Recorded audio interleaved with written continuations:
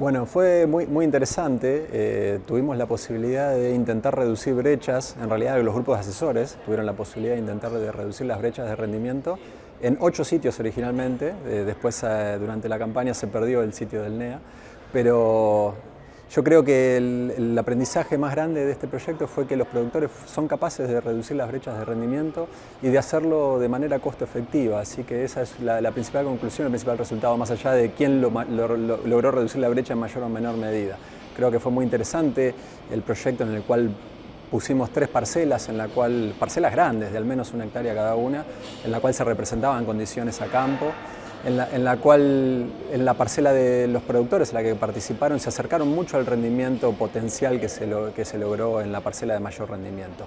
Y levantando el rendimiento, en el caso del maíz un 16% en promedio y en el caso de la soja un 6% en promedio respecto del manejo promedio típico de cada una de las zonas. Y el rendimiento promedio que se alcanzó en los sitios fue de 10 toneladas aproximadamente en el caso del maíz y llevaron los rendimientos cerca de 12. Estamos hablando de 10 toneladas y media y lo llevaron a 12 toneladas y algo más.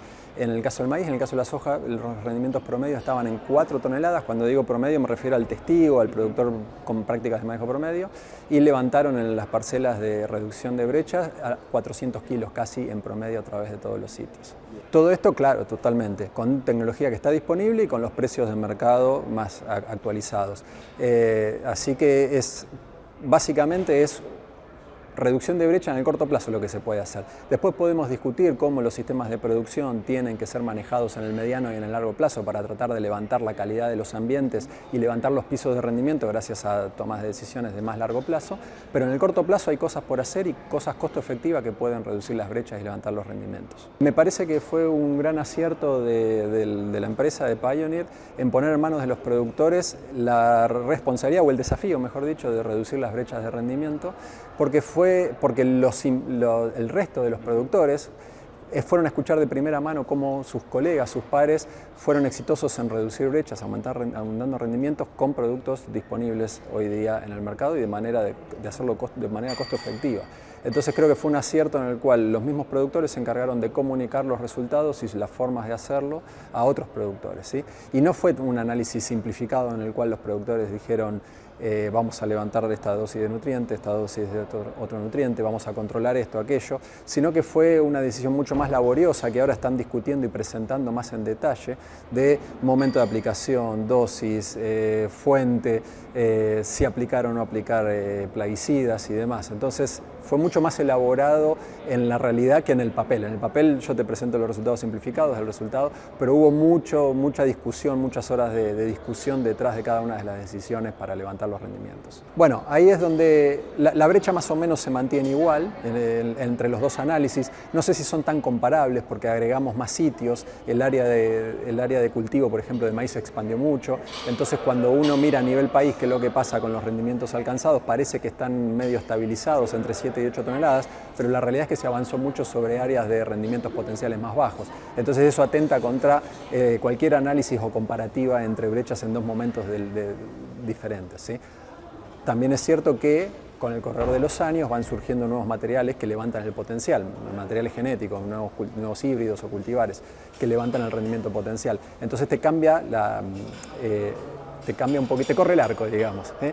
Entonces los productores vienen, obviamente, cuando se levanta el potencial, generalmente tracciona sobre los rendimientos actuales también, pero también hay que complementar con más conocimiento, más manejo del sistema para tratar de no quedarse atrás y seguir cerrando esa brecha de rendimiento. Esa es una estimación bien grosera de cuál es el potencial productivo en Argentina si se cerraran las brechas hasta un nivel del 80% del potencial, que sería el rendimiento alcanzable. Eso sería alcanzar en promedio 11 toneladas y media de maíz aproximadamente, 5 toneladas y moneditas de trigo y casi, en el caso de soja no me acuerdo el número fino, pero sería aumentar los rendimientos. Estarían, en el caso de soja, considerando soja de primera y soja de segunda, estarían 4 toneladas y monedas en promedio.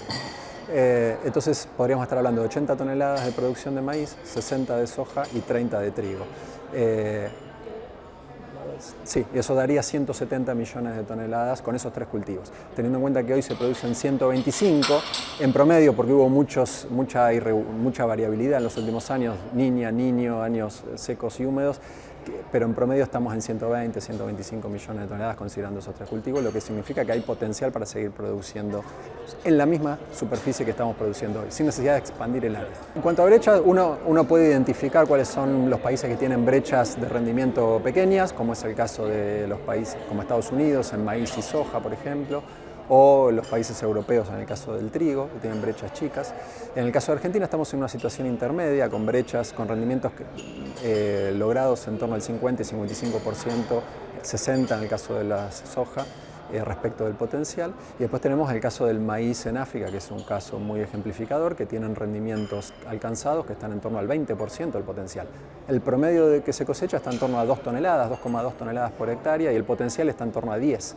¿Sí? Entonces ahí tienen mucho por trabajar. Tienen productores de punta en algunos sitios que alcanzan esos rendimientos o muy cercanos a esos rendimientos, pero después tienen muchos productores de bajos recursos, con poco acceso a la información, con poco acceso al mercado, con poco acceso a los insumos, que no tienen la capacidad ni el capital para reducir esa brecha y entonces terminan con un rendimiento promedio de entre 2 y 3 toneladas por hectárea.